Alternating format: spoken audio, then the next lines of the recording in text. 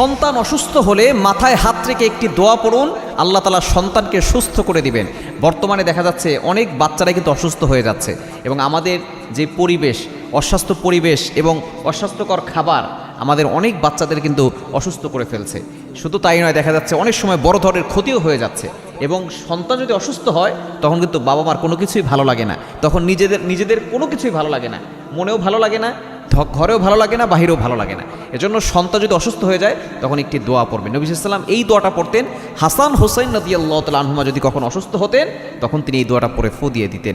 সুতরাং আপনার সন্তান যদি অসুস্থ হয়ে পড়ে, সন্তানের মাথায় হাত রেখে এই দোয়াটা পড়বেন। দোয়াটি হচ্ছে আউযু বিকালিমাতিল্লাহি তাম্মাতি মিন কুল্লি শাইতানিন ওয়া হাম্মা ওয়া মিন কুল্লি আইনিল লাম্মা। আউযু বিকালিমাতিল্লাহি তাম্মাতি মিন কুল্লি শাইতানিন ওয়া হাম্মা ওয়া মিন কুল্লি আইনিল লাম্মা। আল্লাহ তাআলা আপনার সন্তানকে শেফা দান করবেন। শুধু তাই নয়, বর্তমানে দেখা যাচ্ছে অনেক বদ আসরের কারণে, জিনের কুদৃষ্টির কারণে আপনার সন্তান অসুস্থ হয়ে যেতে পারে। দেখবেন রাতের বেলা শুধু বারবার কান্নাকাটি করে। যদি আপনার সন্তান বেশি কান্নাকাটি করে, সে অস্বস্তি ফিল হয়, আপনার কাছে মনে হচ্ছে যে সে অস্বাভাবিক আচরণ করছে, তখন আপনি আপনার সন্তানের মাথায় হাত রেখে এই দোয়াটা পড়ে ফু দিয়ে দিবেন।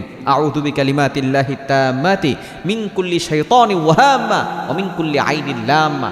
দেখবেন আল্লাহ পাক রব্বুল আলামিন আপনার সন্তানকে সকল ধরনের দুষ্ট জিন জাতি থেকে এবং অসুস্থতা থেকে আল্লাহ তাআলা হেফাজত করবে।